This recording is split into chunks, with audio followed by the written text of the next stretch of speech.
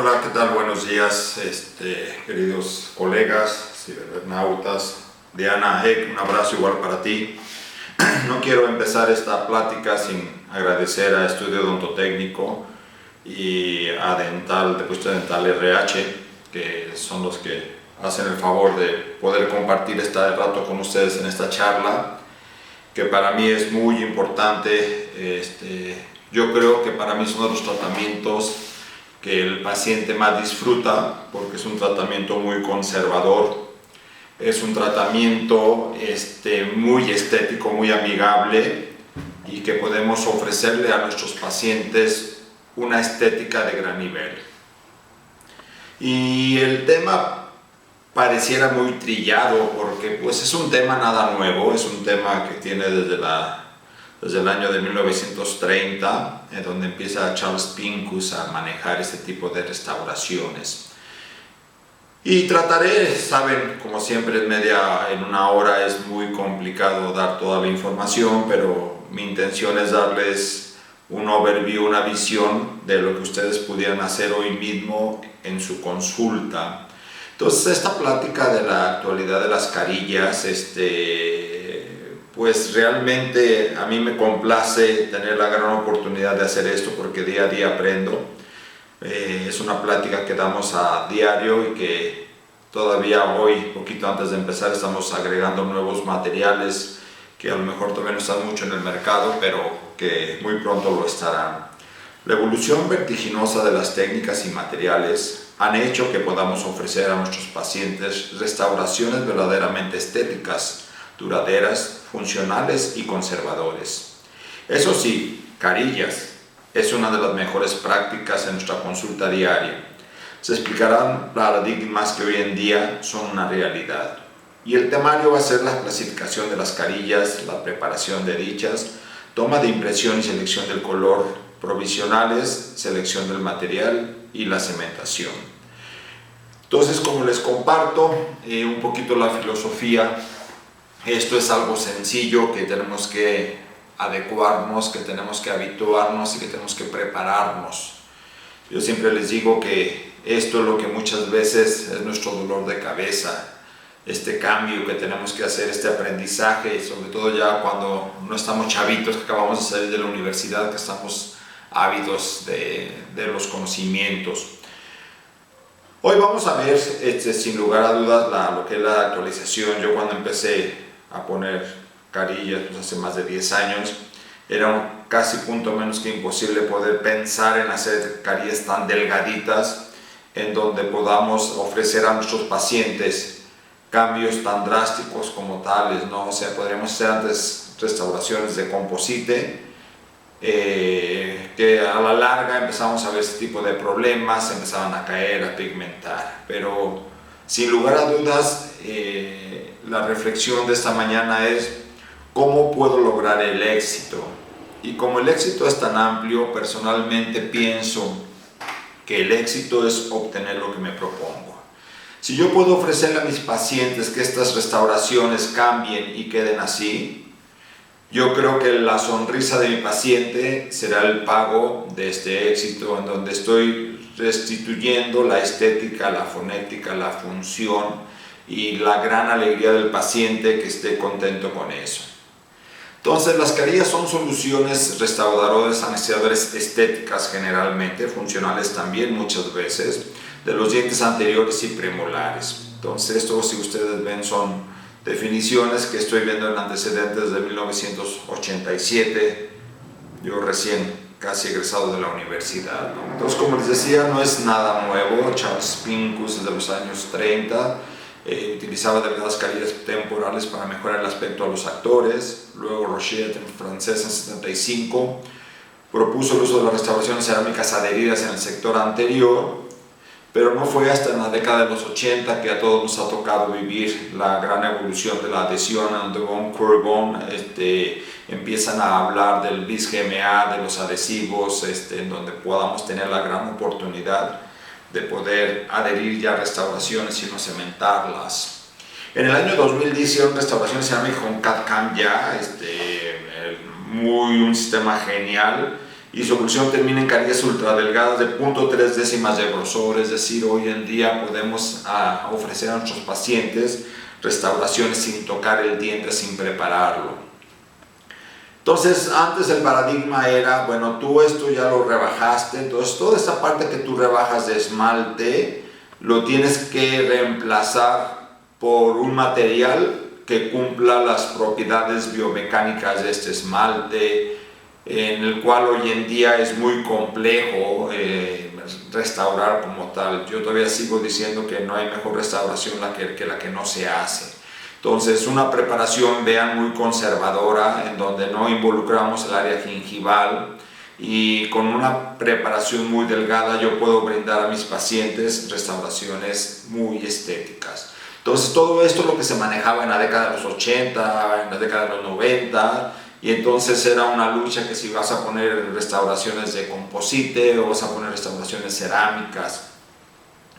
Y otro punto importante que se veía es decir, ten mucho cuidado cuando prepares para carillas, tienes que ser muy conservador, porque si tú al tu preparar descubres dentina, vas a tener fracasos en las carillas. Y sin lugar a dudas era algo cierto. Hoy en día tenemos adhesivos, como se los mencionaba la vez pasada, que tienen mayor estabilidad en dentina que en esmalte. Entonces, hoy en día podemos hacer carillas de cualquier tipo, muy invasivas cuando es necesaria y muy conservadoras cuando también así lo es.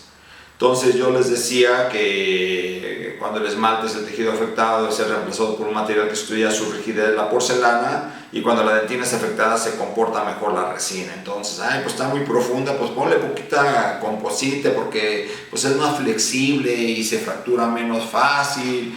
Entonces era una controversia en donde pues sí alcanzaban a confundir el uso de cada uno de ellas. Hoy en día quiero pasar esta diapositiva, posiblemente pueda sonar fuera de lugar, pero no sé si alcance a llegar hasta acá en este momento. Entonces yo quiero decirles que sin lugar a dudas, para mí hoy en 2016 agosto, esto me sigue sorprendiendo, ver carillas con un grosor de 0.3 décimas de milímetro, 0.3 décimas de milímetro, llamadas carillas de lente de contacto, llamadas carillas ultrafinas, llamadas carillas delgadas, como generalmente cuando nos tocan las evoluciones pues no hay todavía un consenso generalizado. Entonces estas restauraciones hoy en día sin lugar a dudas ya están a la vuelta de la esquina de ustedes, en laboratorios que están certificados, que están actualizados, nos pueden ofrecer, pero no solamente carillas de estas características conservadoras, sino con esas características estéticas. Y quiero compartirles que por favor les pido, involúcrense en lo que son los materiales. Muchas veces mandamos al laboratorio, yo pongo carillas cerámicas y no sabemos qué tipo de material es. Más adelante vamos a verlo. Personalmente, de acuerdo a los estudios que tenemos, creo que este material es una buena alternativa. Es de hecho de los únicos materiales certificados que nos permiten poder hacer este tipo de restauraciones así de pequeñas. Claro que pueden hacer unas de puro polvo feldespáticas, pueden hacer de otro tipo de restauraciones, pero en cuestión de estabilidad y estética, solamente restauraciones de IMAX podemos tener. Pero al final cada una de las cerámicas tienen su forma. Yo les hablo de esto porque es lo que utilizo. Y vean esto, esta es la tableta de IMAX. Hay dos tipos de grosores, una más gruesa para prótesis y otra más pequeña para varias restauraciones, y una pequeña para menos restauraciones, en donde podemos observar que está HT, LT, HO, MO y LT, que es un tamaño es igual que esta pero grande, y podemos tener colores o podemos tener, vamos a decir, no tanto colores, sino solamente tienen una translucencia. ¿Y esto por qué está dado? Está dado porque muchas veces nos ha pasado una restauración, un gran logro ha sido la translucencia. Entonces la mayoría de laboratorios manejan este tipo de tabletas de High Translucity o de Low Translucity, porque es la que da mayor mimetismo, la que pueden ofrecer esta parte en el borde incisal, esa translucencia con esta opalescencia. Y entonces, si yo tengo una restauración, si yo tengo un diente que voy a restaurar y está pigmentado, tiene un poste metálico, en caso que sea una corona completa y voy a hacer una restauración libre de metal, tengan mucho cuidado al hacer su orden al laboratorio y pedir lo que son las tabletas opacas o tabletas translúcidas, porque si un poste o un diente está muy pigmentado y ustedes no lo dicen al laboratorio, van a tener grandes problemas cuando se meten en la carilla, porque va a haber una translucencia, sobre todo usando estas pastillas. Entonces es importante que pregunten a ese laboratorio qué tipo de sistema están utilizando, de qué marca están utilizando y qué alcances tienen todavía. Aquí me hacen falta poner tabletas que se llaman tabletas Impulse. ¿Qué características tienen esas tabletas? Que esas tabletas están funcionando de acuerdo al valor, de bajo valor a alto valor, y con un tono violeta que nos ayuda a tener mayor profundidad en nuestras restauraciones. Quiero pasarles esta clasificación. Realmente ya no estamos en escuela, no tenemos que saber ahora sí que las clasificaciones, pero sí tenemos que recordar en dónde lo puedo poner. Entonces hay tres tipos de restauraciones por carillas. La número 1, el tipo 1, es cuando hay dientes decolorados, que son restauraciones que tienen, o son dientes que tienen pigmentos intrínsecos por tetraciclinas, por algún tipo de pigmentación de medicamento, y entonces aunque nosotros lo blanqueemos va a ser punto menos que imposible poder quitar esas manchas. Entonces todo lo que es tipo 1, de dientes decolorados, dientes manchados intrínsecamente, pues esa es la clasificación que entraría. El tipo número 2 son dientes que requieren modificación morfológica, dientes de clavija, dientes cónicos, dientes Hutchinson, dientes un poquito giraditos que tienen ese tipo de problemas. Y el tipo 3 es cuando hay una extensa rehabilitación, cuando hay compromiso de los dientes, cuando hay caries muy grandes, etcétera, etcétera, etcétera. Entonces, dientes resistentes al blanqueamiento, fíjense por favor si pueden observar. Estos, aunque son dibujos solamente, pero creo que nos pueden brindar la opción de tener un tipo de preparación aquí. Personalmente, cuando puedo hacer este tipo de preparación, es la que hago, que se llama preparación en tajo. Esto quiere decir, el borde inicial yo lo estoy cortando en tajo, aquí lo estamos viendo, con una pequeña inclinación a 45 grados hacia la parte palatina, en donde vean cómo yo debo de respetar mi margen gingival.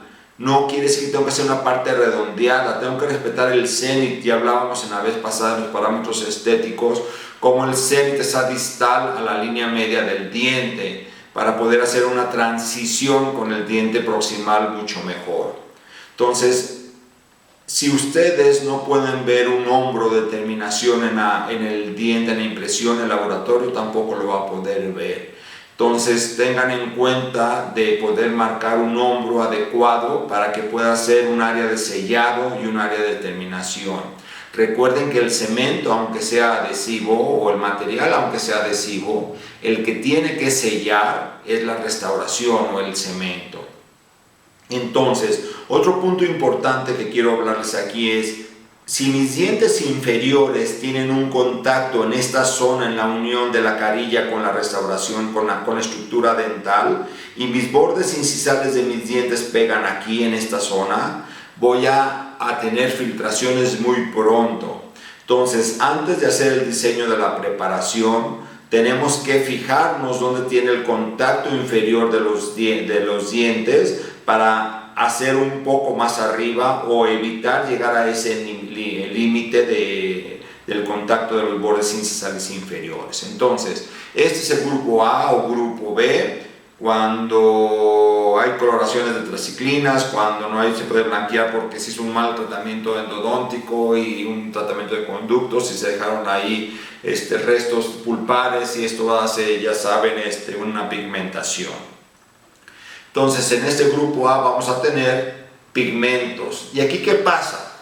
Yo quiero que ustedes razonen y que no vayan a decir, ya puedo hacer carillas sin preparar el diente. Entonces voy a mandar a hacer una carilla en este paciente para evitar que se vea esta mancha. Si ustedes lo hacen así, entonces sin lugar a dudas van a tener problemas cuando se metan la carilla, porque se va a translucir perfectamente esa zona. Entonces la sugerencia que nos dan es que tenemos que preparar de una parte más profunda, más grande, toda la parte media, la parte incisal donde está el pigmento, para que eso le dé oportunidad al laboratorio a poder hacer restauraciones más funcionales en esta zona. Una tableta opaca tendremos que utilizar, no una tableta translúcida, pero si el laboratorio no sabe, el laboratorio lo que está viendo es este modelo de yeso nada más. Si yo no le doy una información de fotografía, si no le doy información de circunstancias, la parte al paciente no le gustaban sus dientes, que eran muy pequeños, querían tener más valor, y entonces se aprovecha para hacer un diente con mayor presencia, más cuadrado en esa zona. Si se hace un tratamiento de conductos en donde se dejan restos radiculares, pues vamos a obtener dientes muy pigmentados. Y entonces, aunque blanqueemos y blanqueemos y blanqueemos, no vamos a obtener los resultados que podemos obtener con unas carillas, en donde estamos ofreciendo a este paciente que tiene unos dientes opacos, el tipo de carillas. Esto, les reitero, son fotografías de libros. Al final ya vamos a empezar con más de pacientes reales para poder hacer esto. El tipo 2 es dientes conoides con preparación mínima, márgenes tipo chamfer, cierre de diastemas y triángulos negros interdentales, y el tipo 2E, aumento de la longitud y el relieve incisal. Hoy en día que tenemos tantos presencia del bruxismo y que los dientes se van desgastando, este es un gran tratamiento para ofrecer a nuestros pacientes. Entonces volvemos a hablar, ya realmente una preparación en el borde incisal no tenemos que hacerla porque esos pacientes no lo están haciendo, no lo están desgastando por su bruxismo, pero tenemos que tener los mismos parámetros, respetar el cenit gingival, seguir la parte de la terminación proximal. Y ustedes van a encontrar muchos artículos diciéndoles que es mejor que quiten el punto de contacto, y van a encontrar muchos artículos diciendo que no quiten el punto de contacto. Esto ustedes deben de saber porque ambas pueden ser igual de buenas. Entonces yo, si lo puedo evitar, lo evito. Y si es algo donde el paciente me dice que se impacta el alimento o hay ya una apertura de este contacto, pues entonces sí lo quitamos para cerrarlo adecuadamente. Y esto es otro punto, si se dan cuenta, hasta dónde voy a desgastar esta línea media proximal, porque muchos colegas rebajan solamente la parte muy superficial, y cuando el paciente sonríe se ve la unión de la carilla con el diente. Por eso es muy importante, por favor, que traten de llevar hasta el punto de contacto. A lo mejor en imágenes posteriores vamos a entenderlo mejor, que es hasta donde lo podemos llevar. Entonces, pues aquí un colega hizo una carilla muy supragingival, quiso ser muy conservador, que no estaba tan mal, pero creo que cumplió su cometido. Y el paciente no viene tanto por esto, el paciente viene por estas de acá. ¿Y qué vamos a hacer? Pues hacemos un encerado funcional primero para ver cómo le van a quedar al paciente. Preparamos, si se dan cuenta, el hombro, se ve perfectamente aquí la terminación, aquí se ve la terminación, esta es la parte de la terminación y esta es la parte de la terminación, igual que acá. Entonces aquí no hay punto de contacto, entonces aquí es muy padre poder hacer restauraciones que van a quedar muy estéticas y muy funcionales, porque podemos brindar y podemos hacer el contacto en la misma cerámica.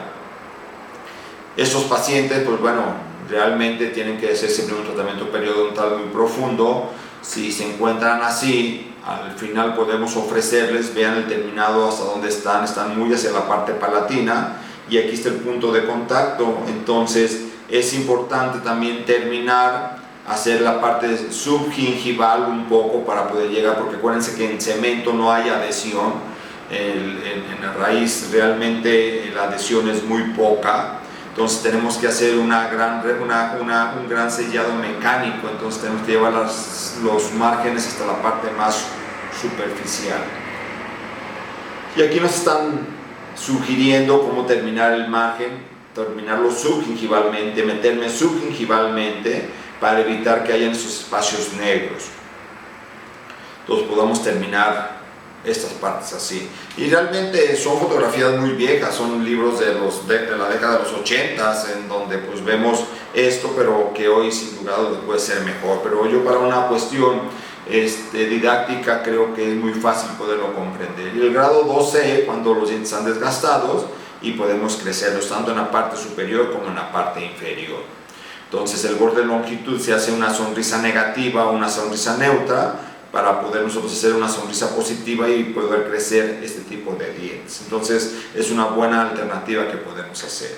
La última clasificación es cuando hay mucha caries, que hay una fractura tipo 4 y entonces tenemos que preparar de una forma muy conservadora. Entonces se dan cuenta, todo aquello que nos decían que tenemos que rebajar, que tenía que estar exacto, pues hoy en día puede pasar a un segundo término.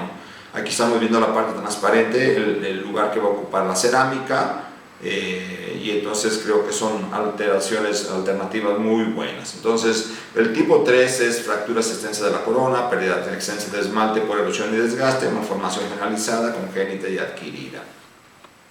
Entonces aquí tenemos un diente fracturado, los típicos de los chavitos que se caen en sus bicis, en sus patinetas, se pegan en la barda, en la banqueta y se rompen los dientes. Vean la terminación hasta esta parte de aquí, una terminación donde se ve completamente lo que es el hombro. Y entonces si yo lo veo en el paciente, pues lo puedo observar perfectamente en mi modelo de yeso y el laboratorio. Me puede ofrecer una restauración que podríamos hablar de restauraciones 7 octavos, ya no son carillas, pero que duran y que funcionan perfectamente ahí. Cuando hay una sobremordida vertical, pues hay que tratar de hacer un espacio. Si hay un espacio, sin lugar a dudas lo podemos hacer. Cuando yo hago una rehabilitación con carillas, ya sean 6 u 8 carillas, sin lugar a dudas es importante poner una guarda oclusal. Generalmente usamos una guarda protectora del 40, porque son dientes que se desgastaron por el bruxismo, entonces tengo que tener cuidado. Si desgastaron el esmalte, pues sin lugar a dudas cualquier material lo van a desgastar. Entonces simplemente es cuidar este tipo de problemas. Muchas veces yo me juego mucho el papel con la ortodoncista, me apoyo con la ortodoncista para que me haga un levantamiento de mordida. Entonces muchas veces antes el paciente acepta un tratamiento ortodóntico antes de yo poder poner unas carillas en la parte anterior. Igual el bruxismo, podemos poner una guarda biorelajante, podemos dar terapia con láser, podemos hacer un ajuste oclusal y muchas veces el bruxismo disminuye considerablemente. Entonces no siempre pacientes con bruxismo están destinados a perder los dientes, de hecho son los que más tenemos que tener cuidado de hacer las situaciones. Un apiñamiento severo igual, pues no, si no puedo preparar sobrepuesto una restauración y otra, y a veces vienen pacientes que saben que con carillas queda bien y quieren que pongamos carillas donde pues, realmente es importante, entonces es imposible hacerlo y esto lo hacemos con la ortodoncista que nos ayuda a liberar estos dientes y podemos después poner carillas muy bonitas. Cuando es una erupción, sobre todo en jóvenes, pues no vale la pena poner una carilla porque al final el margen se va a ver mucho defecto. Y el último, que yo sí creo que es la única contraindicación, porque fuera de los otros tienen solución y no, es cuando hay defectos de adhesión, o sea, cuando hay una melogénesis, cuando hay una hiperplasia, en donde no podemos hacer un grabado. Coronas clínicas cortas, si yo tengo 3-4 milímetros de superficie adherible, yo me lo puedo hacer. Si tengo una región incisal muy delgada y una corona corta, pues ya no puedo rebajar, entonces sí serían contraindicadas. Y coronas muy triangulares, en donde se verían muchos espacios negros y son complicados. Entonces, al final, ustedes ven, porque en los libros nos recomiendan, este tipo de restauración, este tipo de preparación, que no se toca el borde incisal está intacto completamente. La preparación viene subgingivalmente y yo llevo hasta la parte proximal. Vean cómo tengo mi hombro muy bien marcado, tanto en mesial como en distal. Y esta sería una preparación para que haría sin tocar el borde incisal. Es cuando está muy pigmentada solamente en la parte media y no queremos agregar ni aumentar el borde incisal. Este es un tipo de restauración que pueden funcionar. A mí no me gusta porque si hacen mordida borde a borde, pues va a haber mucha facilidad de que se rompan, como vamos a ver más adelante en los estudios, que se puedan romper aquí en esta parte. Esta antes se usaba mucho, que era un hombro palatino, entonces se gastaba 1 milímetro en la parte incisal y entonces hacía un hombro palatino que se unía al margen o al hombro que veníamos en la parte vestibular. Esto yo poco ya lo hago, yo prefiero hacer, como les decía hace ratito, una preparación donde hago un borde incisal en tajo para que tenga mayor estabilidad y menos destrucción de la restauración. Aquí estamos viendo entonces, aquí nos marcaban punto 6, hoy en día ya puedo tener punto 3. Generalmente intenten que la preparación sea supragingival, siguiendo el cenit de la restauración. Esto es lo que hacemos en los diplomados que tenemos aquí con los alumnos. Se prepara, se hace una llave de silicón para que se tenga un poco la información de cómo va a quedar mi restauración al ponerla. Entonces vean, por ejemplo, aquí yo les decía que íbamos a ver más adelante, que es muy fácil ver. Vean este margen es inadecuado en esa zona. Este margen debería de tener hasta aquí, hasta el punto de contacto. O sea, toda esta cara proximal debe de estar cubierta lo más posible. Y si yo tengo que cerrar un diastema, pues sin lugar a dudas, este espacio que ven, esta línea roja, debe de quedar lo más posterior posible para poder tener un buen punto de contacto. Entonces, hoy las medidas, sin lugar a dudas, pueden ser de punto 3 hasta 1 milímetro y de gastar 1 milímetro toda la parte de la cara vestibular. Y tengo que dejar 1 milímetro en el borde incisal para darle estabilidad. Vean aquí cómo tenemos este hombro que yo les digo por palatino. Entonces, hay que hacer un hombro palatino que una con lo que son las terminaciones, el hombro vestibular, en donde pues cuesta más trabajo y esta zona se puede fracturar muy fácil, pero es una parte de poder también preparar sin lugar a duda. Por favor tengan en cuenta y usen la tecnología. Yo tengo un diamante extremadamente grueso, mediano, fino y extra fino, y cada uno cumple sus funciones. ¿Y qué les voy a decir? ¿Por qué no les voy a decir qué fresa utilizar? Porque cada fresa es de acuerdo al diente que van a preparar y depende qué marca comercial ustedes utilicen. Entonces hay veces que una troncocónica para operatoria puede servirles para una carilla inferior, o hay veces que tienen que usar una troncocónica extra larga para poder hacer un diente anterior.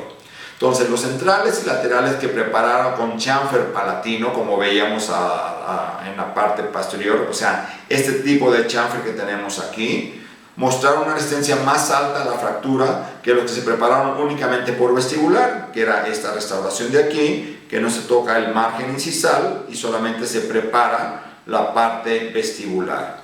Como les digo, es muy importante, por favor recuerden que este hombro siempre llegue hasta lo más, vamos a decir, palatino lingual que puedan, sin que quiten el punto de contacto. Porque si lo dejan muy vestibular, se va a ver la unión de su restauración con el diente natural. Entonces, aquí lo estamos viendo. Si mi punto de contacto está aquí, vean hasta donde yo preparé esta zona de acá. Entonces, hoy en día puedo preparar punto 3, punto 4, punto 5, punto 7. O sea, estas medidas antes eran muy quisquillosas para no poder llegar a la dentina. Pero hoy realmente para mí me tiene sin cuidado llegar a la dentina en el aspecto funcional, no en el aspecto conservador. O sea, yo siempre trato de ser lo más conservador posible. Y miren, esta preparación es la que a mí me gusta. No tengo que hacer un hombro en palatino, sino hago un corte en tajo 45 grados. Entonces, para el laboratorio es muy fácil. Vean todo lo que tienen aquí de cerámica. Es una cerámica más estable, más resistente y con mayor adhesión. Entonces pueden poner 1 milímetro, pueden poner 1,5 milímetros, pueden poner hasta 2 milímetros de cerámica y no van a tener ustedes ningún problema con las cerámicas que son inyectadas, generalmente de alta resistencia.